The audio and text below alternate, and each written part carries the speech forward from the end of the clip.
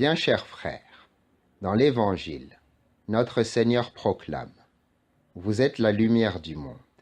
Une ville située sur une montagne ne peut être cachée, et l'on n'allume pas une lampe pour la mettre sous le boisseau. On la met sur le lampadaire, et elle brille pour tous ceux qui sont dans la maison.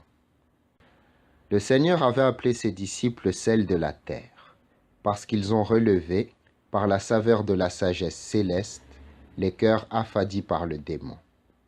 Et maintenant, il les appelle lumière du monde, parce que, éclairés par lui, qui est la lumière éternelle et véritable, ils sont devenus à leur tour une lumière dans les ténèbres.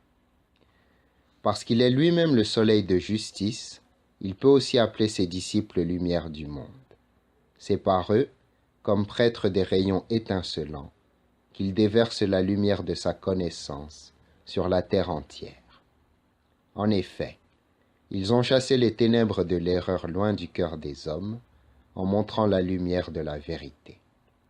Éclairés par eux, nous-mêmes, de ténèbres que nous étions, sommes devenus lumière, comme le dit saint Paul. Autrefois, vous n'étiez que ténèbres. Maintenant, dans le Seigneur, vous êtes devenus lumière. Vivez comme des fils de la lumière. Et encore, vous n'appartenez pas à la nuit ni aux ténèbres.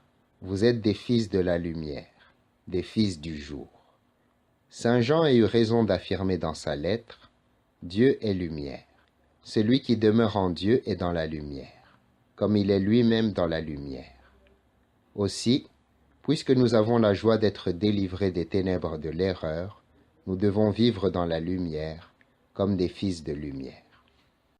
Si nous n'agissons pas ainsi, on verra que, pour notre malheur comme pour celui des autres, nous couvrons et nous cachons, par notre manque de foi, comme par un voile, les bienfaits de cette lumière si nécessaire.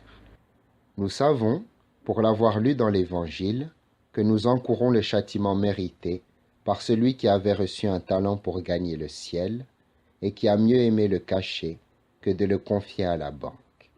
C'est pourquoi cette lampe resplendissante, qui a été allumée pour servir à notre salut, doit toujours briller en nous.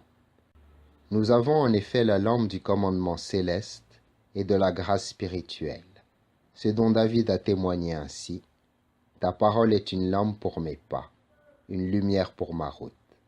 Et le roi Salomon a dit: Le précepte de la loi est une lampe. Cette lampe de la loi et de la foi, nous ne devons donc pas la cacher, mais l'installer toujours dans l'Église comme sur le lampadaire, pour le salut du grand nombre, afin de jouir nous-mêmes de la lumière de sa vérité et d'en éclairer tous les croyants. Amen.